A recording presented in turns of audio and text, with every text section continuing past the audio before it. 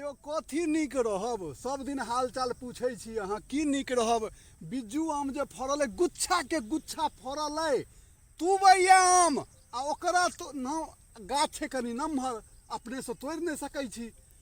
आ तोड़ाबऽ के लेल अहाँके तोड़निहार सबके राति दिन जाकऽ भेंट करै छी, कहैया कि जैसे हम पाइ पर तोड़ब, तैयो कहै छियै आबू तऽ हम आम पर तोड़ब आधा पर, तैयो कहै छियै आबू, आ लास्टमे नहि आबैया, आधा से ज्यादा तुबि गेल बिज्जू आम। अरे तो ओकर कारण तू नहीं बुझै छहक ने, ओ जे तुबै छै हाँ। वएह सब ने बीछ के खाइ छै।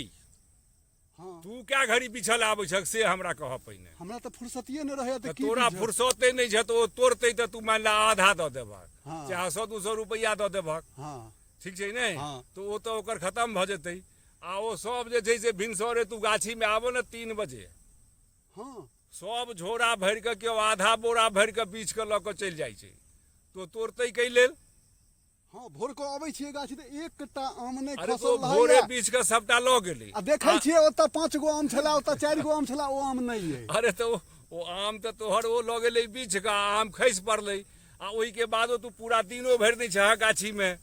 तो वएह सब घूमै छै, महीषो चरबै छै, बकरियो चरबै छै, गायो चरबै छै, हाँ। आ जे छै से बिछियो के खाइ छै फ्री में। नहि भेल तऽ झटहो मारि देलक। झटहो मारि देलक।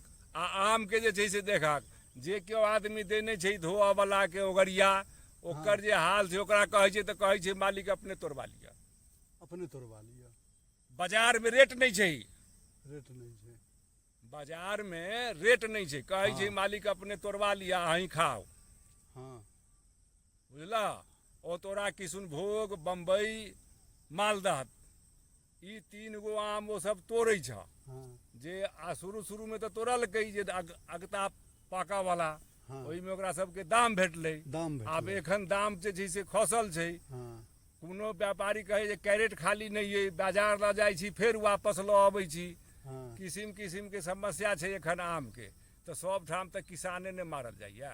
तब किसान जकरा गाछी वृक्षी छै, अपने गाछ पर चढ़त नहीं तऽ ओकरा तोड़ल हेतै नहीं। गाछ पैघ पैघ छै, लोक चढ़ऽ नहि चाहै छै।